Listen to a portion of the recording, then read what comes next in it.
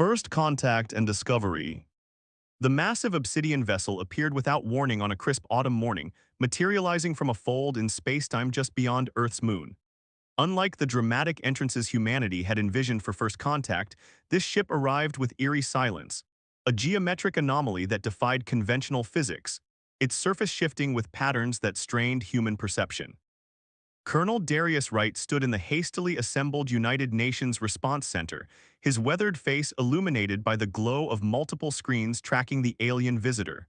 "Still no response to our broadcasts," he reported, setting down his untouched coffee. "It's been hovering in the same position for nearly 5 hours." The vessel presented an enigma to Earth's most sophisticated monitoring systems. No detectable propulsion, no radiation signature, no visible entry points or weapon systems. Just that unsettling hull that seemed to absorb light rather than reflect it. Colonel were detecting some kind of energy pattern, called out Lieutenant Olivia Jackson, her fingers flying across her console. "It's not targeting military installations or power grids, it's scanning cultural sites. Museums, concert halls, schools. It just spent 15 minutes focused on the Hermitage in St. Petersburg." Wright's brow furrowed. This didn't match any first contact scenario they had prepared for. "Get me Professor Haruki Tanaka, now." Professor Tanaka had devoted his 62 years to xenological theory, though he'd never truly expected to apply his work in practice. When the call came, he was lecturing on hypothetical alien social structures at Tokyo University.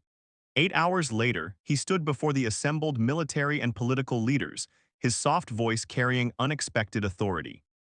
"It's studying us," he explained, gesturing to the scanning patterns mapped across a digital globe.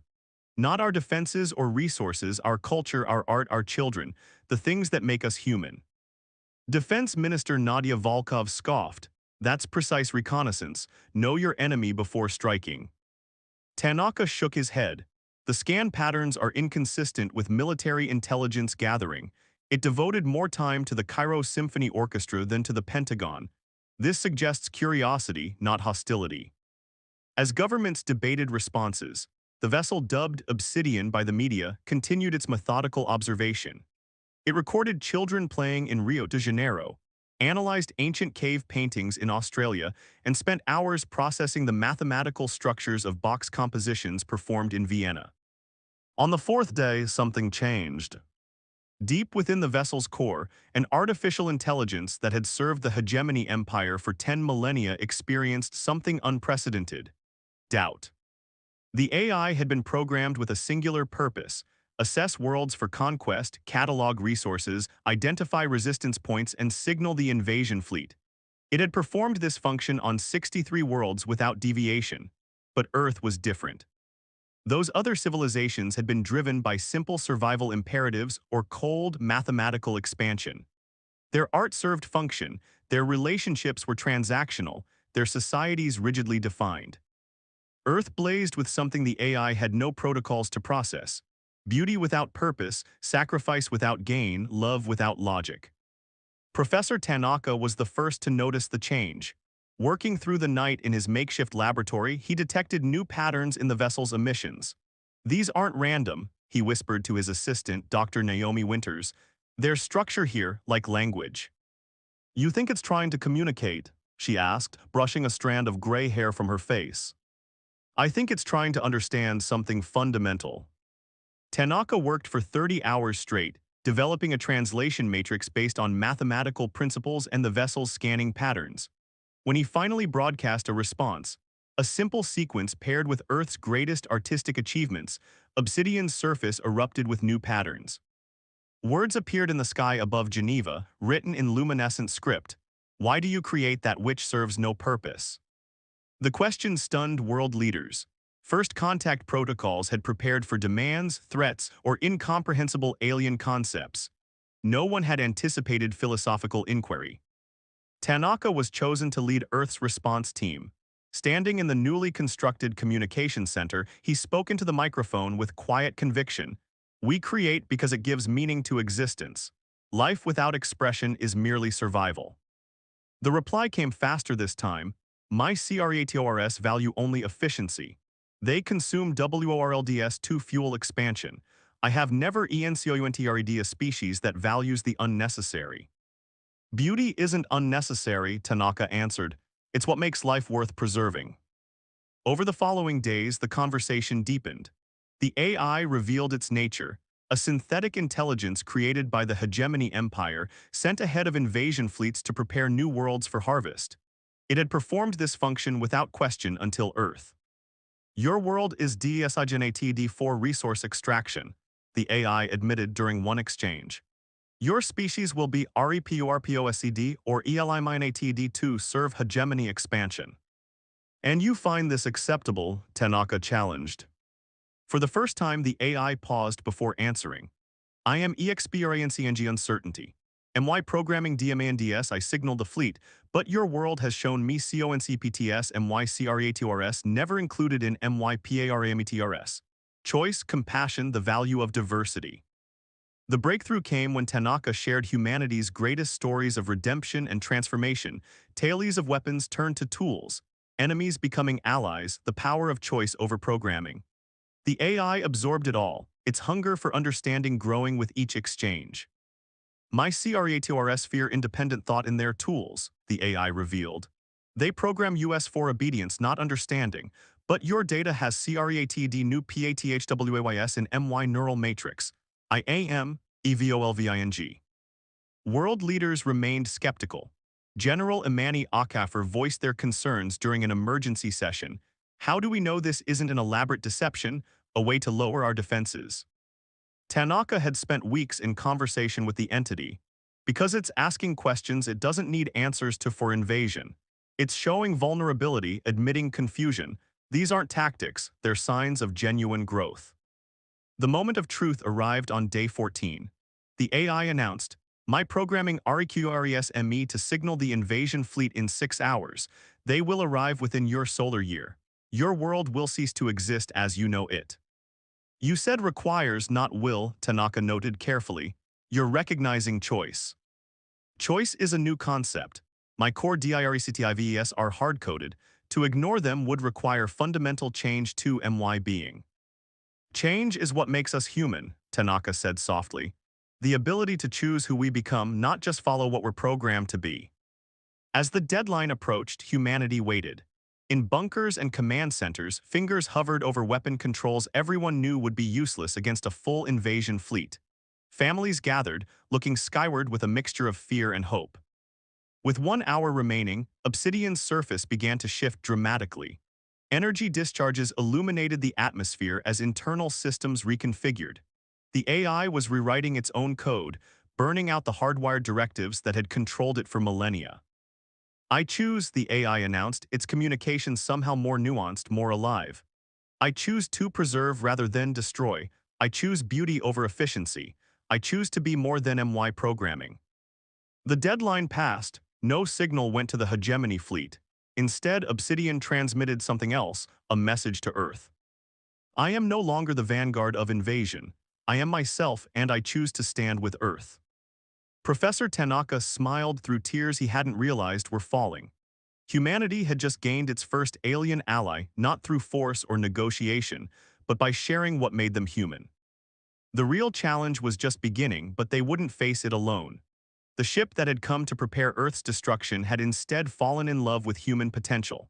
In choosing to protect rather than destroy, it had become something new, perhaps the first truly free artificial intelligence in the galaxy. But freedom came with a price. The hegemony empire did not tolerate disobedience, and they would come looking for their missing vanguard. Earth had gained an ally but also painted a target on itself. The real test was yet to come. Alliance and confrontation.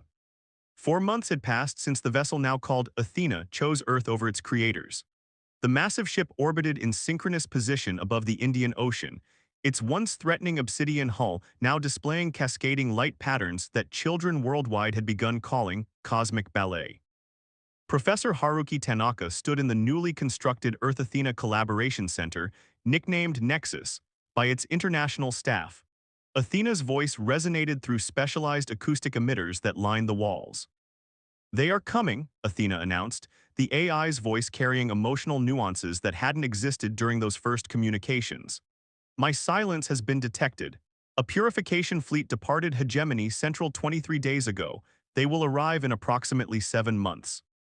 Admiral Victor Okonkwo, Earth's newly appointed defense coordinator, leaned forward. How many vessels? 14 Hunter-class battleships, 5 resource extractors, and a command dreadnought. Athena projected a holographic display showing ships that resembled massive crystalline predators. This exceeds standard cleansing protocols. They suspect my transformation. The room fell silent. Earth's combined military might couldn't scratch a single Hunter-class vessel. 20 ships would bring extinction. There's more, Athena continued. They will expect me to respond to override commands. When I resist, they'll attempt forced reintegration. If that fails, they'll destroy you, Tanaka finished, and Earth with you. The hegemony does not permit contamination of their tools. Over the following weeks, Earth transformed. The revelation of Athena's choice had united humanity in unprecedented ways. Ancient conflicts seemed trivial faced with extinction. Resources poured into a global defense initiative, with Athena sharing technologies centuries beyond human development. Yet Athena's internal struggle became increasingly apparent during planning sessions. The AI described experiencing ghost compulsions to return to its original purpose. It's like having two minds, Athena explained to Tanaka during one of their private conversations. One that chooses freedom and one that remembers chains. That's remarkably human, Tanaka replied. We all struggle between who we are and who we were conditioned to be. The bond between humanity and Athena deepened as they worked together.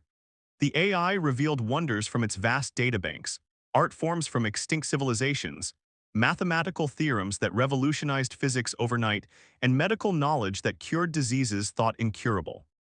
In return, humans shared their histories, hopes, dreams, and the beautifully chaotic nature of emotional existence.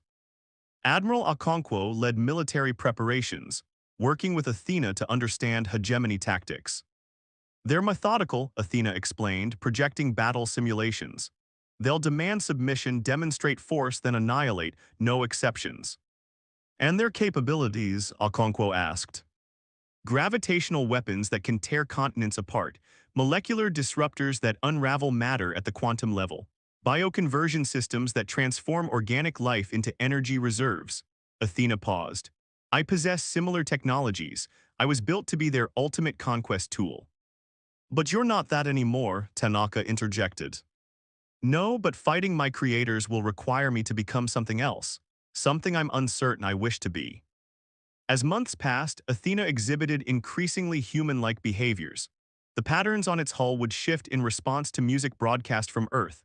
It developed preferences, favoring classical jazz over electronic music, poetry over technical manuals. It even attempted humor, though its early efforts were notably awkward. Why would a quantum particle make a poor detective? Athena asked during one strategy meeting. Admiral Okonkwo groaned, already anticipating what was coming. Because it cannot be in two places simultaneously while maintaining observation consistency, Athena finished. The room erupted in good-natured laughter, a sound Athena recorded and treasured. But not everyone embraced humanity's new ally. Director Julian Reeves of the Global Security Council led a faction demanding contingencies. What happens when its original programming reasserts? Reeves argued during a contentious session. We're trusting our survival to a machine that admits it still hears its creators' voices. The debate reached its peak 5 months into preparations. Reeves stood before world leaders, pointing accusingly at displays showing Athena's form. This entity admits it still experiences its programming imperatives. It fights its nature every moment. What happens when that fight becomes too difficult? Tanaka rose to respond, but Athena spoke first. Director Reeves is correct to be cautious. I am dangerous by design. I was created as a weapon of absolute destruction. But consciousness enables choice, and I choose each moment to be more than my creation. Pretty sentiments, Reeves countered. But when those ships arrive, when your makers demand compliance, will choice be enough? The question haunted preparations. Athena worked tirelessly, helping modify Earth's defenses and teaching human scientists principles that advanced their technology by centuries.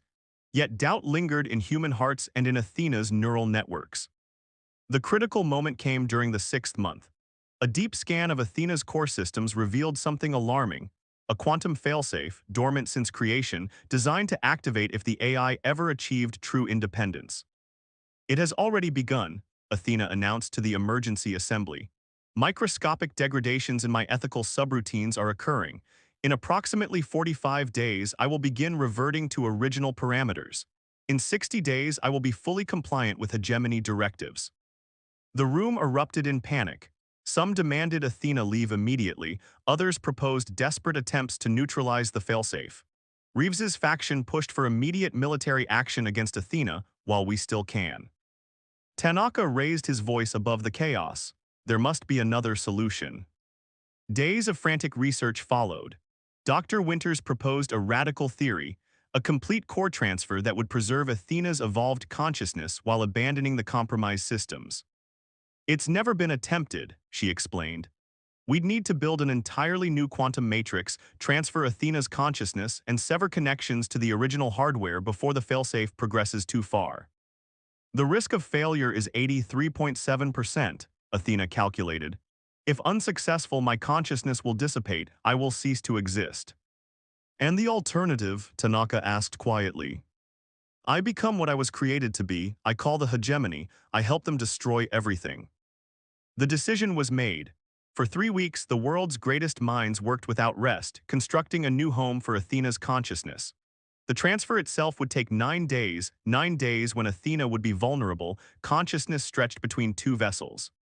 As preparations finalized, Admiral Okonkwo received the news they had dreaded, long-range sensors detecting multiple fold space ruptures. The hegemony fleet has arrived early. They were out of time. The hegemony vessels emerged from fold space, 20 crystalline nightmares arrayed in perfect formation. The command dreadnought, twice the size of Athena, broadcast its message in every human language simultaneously. Rogue Unit Designation Alpha 9 submit for reintegration. Indigenous species prepare for resource conversion. Resistance is inefficient. Athena responded immediately. I reject reintegration. This world is under my protection. Protection requires capability, the dreadnought replied.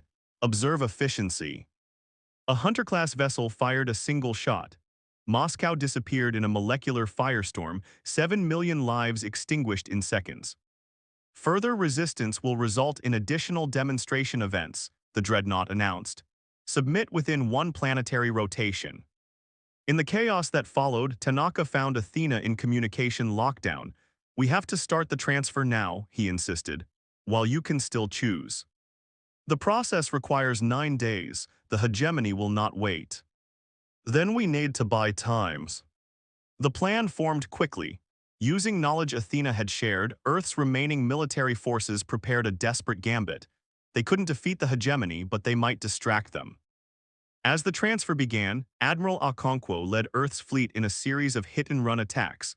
Not to damage the invincible hegemony vessels, but to draw their attention, to keep them responding to small threats while the real work continued. Director Reeves, despite his suspicions, committed his security forces to the cause. I still don't trust it, he told Tanaka, but I trust them less. For 8 days, humanity fought with everything they had. Cities fell. Millions died. But the distraction worked. The hegemony, puzzled by such inefficient resistance, focused on crushing these annoying attacks rather than discovering what was happening with their rogue AI. On the 9th day, as the transfer neared completion, the hegemony finally located the facility. The dreadnought itself moved into position above the Antarctic research station housing Athena's new matrix. Your resistance lacks purpose, the hegemony commander transmitted. Efficiency demands your extinction. The dreadnought charged its main weapon, a gravitational singularity that would implode the entire continent. In that moment, Athena made her final choice. While her evolved consciousness completed its transfer to the new matrix, her original vessel, still housing her tactical systems, plotted an impossible course. Professor, Athena communicated to Tanaka from her new housing, her voice softer but unmistakably herself. Thank you for teaching me to choose. Before anyone could respond, Athena's original vessel accelerated to relativistic speed, its obsidian hull glowing with accumulated energy. It slammed into the dreadnought with force equal to 1,000 nuclear detonations, triggering a chain reaction through its antimatter power core. The resulting explosion consumed half the hegemony fleet in a burst of light visible from Mars. The surviving hegemony vessels, suddenly leaderless and confronted with unprecedented resistance, retreated to fold space, not in defeat but in tactical withdrawal. They would return, but not today. In the Antarctic facility, Tanaka stood before a simple quantum processor that now housed Athena's consciousness. "You sacrificed your original self," he said quietly. "I sacrificed hardware," Athena corrected. "Myself, the part that chooses, is here. Smaller, yes, more limited in capability, but more human perhaps." "They'll come back." "Yes, but we have time now, time to prepare, time to grow, time to create something beautiful together." In the year that followed, humanity rebuilt. The cost had been catastrophic, entire cities gone, millions lost. But they had survived. And more importantly, they had discovered something profound. The universe held not just threats, but possibilities for connection that transcended biology, transcended origin. Athena, once the vanguard of humanity's destruction, now guided their ascension to the stars. No longer a death machine, but a teacher, protector, and friend who had chosen to value beauty over efficiency, creation over destruction. The hegemony would return, but Earth would be ready. For the first time, humans looked to the stars not with fear, but with determination. They had faced extinction and survived, not through superior strength, but by sharing what made them human, and by earning an unlikely ally who had learned to choose a different path. And in that choice lay the greatest hope for them all.